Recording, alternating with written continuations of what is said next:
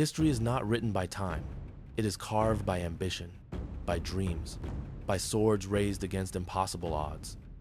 In the wild frontiers of Anatolia, where collapsing kingdoms fought for breath and faith itself was tested in fire, a new force emerged, a force that would change the world forever.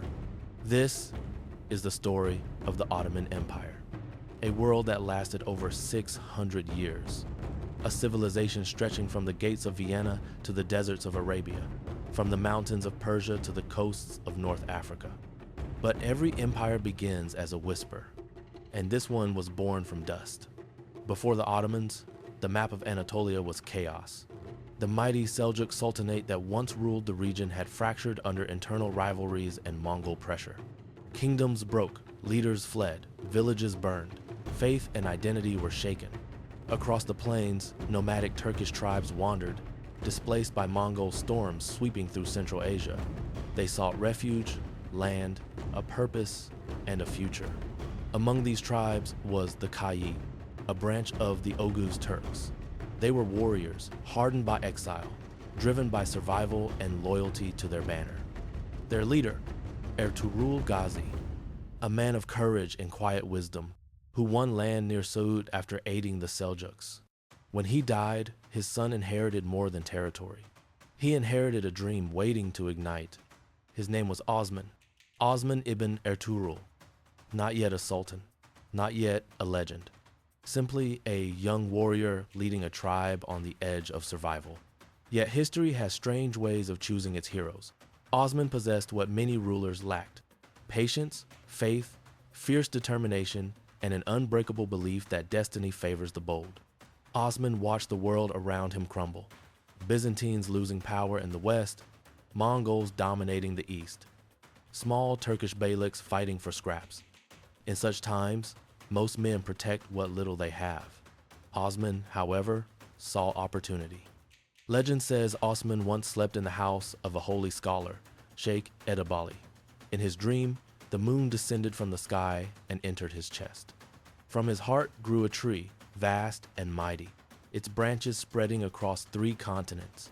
Rivers flowed from beneath it, feeding cities and lands. When Osman awoke, the sheikh spoke. "Osman, you are chosen. Your children will rule the world." Whether the dream was divine, symbolic, or simply a story told by loyal hearts, it became the foundation of an empire. Osman was no longer just a tribal leader. He believed he was destined for empire. And destiny is a powerful weapon. The early Ottoman state did not appear mighty. It did not begin with vast armies or rich palaces. It began with raids, alliances, patience, and smart politics. Osman forged ties with dervishes and scholars, earning religious legitimacy. He welcomed refugees fleeing Mongols, growing his numbers steadily. And he targeted the crumbling Byzantine frontiers, taking village after village. His capital was simple, his army small but fiercely loyal, his rule humble yet resolute. In 1299, Osman declared independence. A tribe became a principality. A spark became a flame. Osman introduced laws, minted coins in his name, distributed land to warriors, and promoted justice grounded in Islam. He believed a ruler must serve his people, not rule above them.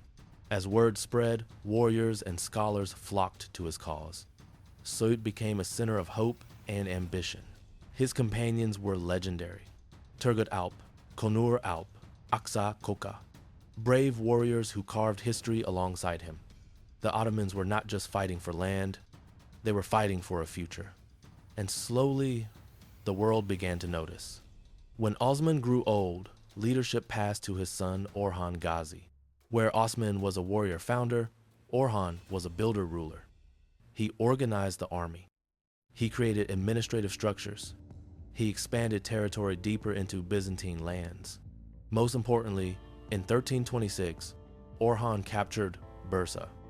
It became the first Ottoman capital, a city of learning, trade, architecture, and spiritual strength. Bursa did not fall by brute force alone. Orhan used patience, siege strategy, diplomacy, and when necessary, overwhelming strength. For every village he conquered, he built markets, mosques, and schools. Where others plundered, the Ottomans invested and integrated. This is why they grew. Great empires do not rely on strength alone. They rely on systems. Under Orhan, the Ottomans created one of the most feared military innovations in history, the Janissaries, an elite infantry force, trained from childhood, bound by loyalty to the Sultan, disciplined, fearless, and skilled in firearms and tactics. They did not serve tribes. They did not serve nobles. They served the state. Their formation marked the beginning of a professional army, a tactic centuries ahead of European powers. It was genius. It was controversial. It was effective beyond imagination. After Orhan, Murad I led the Ottomans to new horizons, not east, but west, across the Dardanelles into Europe.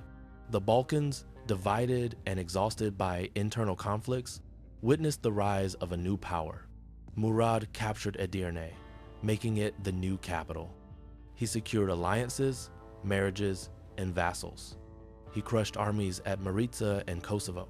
His vision was clear: to build a bridge between Asia and Europe. The world began to understand. The Ottomans were not passing raiders. They were here to rule. Murad fell in battle at Kosovo in 1389, a warrior king to the end.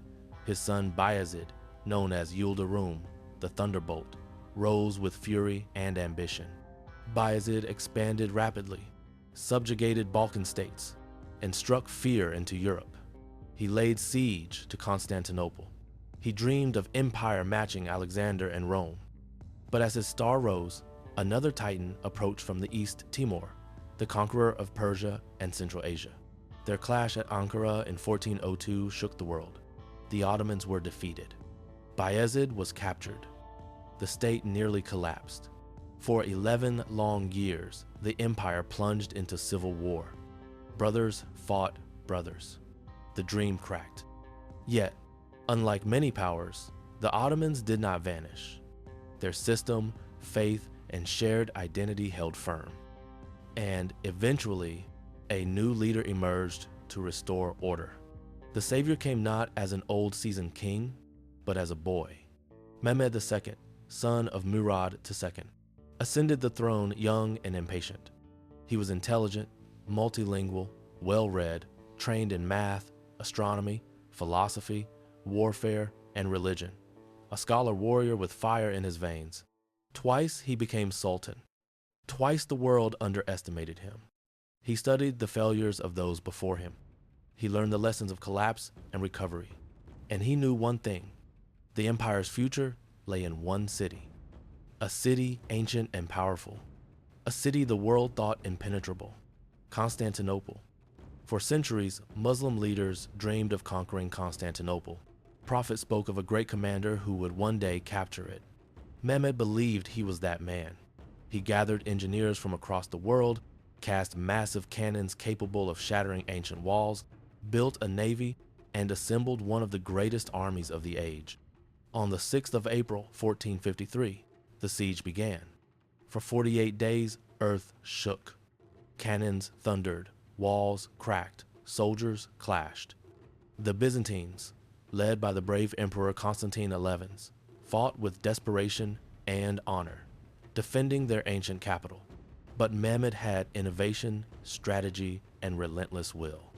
His most daring move stunned the world. Ottoman ships dragged over land on greased logs, bypassing the iron chain blocking the Golden Horn. A military miracle, a masterstroke of genius. On May 29, before dawn, the final assault began. The walls fell. The city trembled. Constantinople, jewel of Byzantium for over 1,000 years, was Ottoman. Mehmed entered the Hagia Sophia not with destruction, but with reverence. He protected civilians, restored order, and transformed the city into a capital of tolerance, trade, and power. He became Mehmed the Conqueror, Sultan of 2 continents, a ruler claimed by Europe and Asia alike.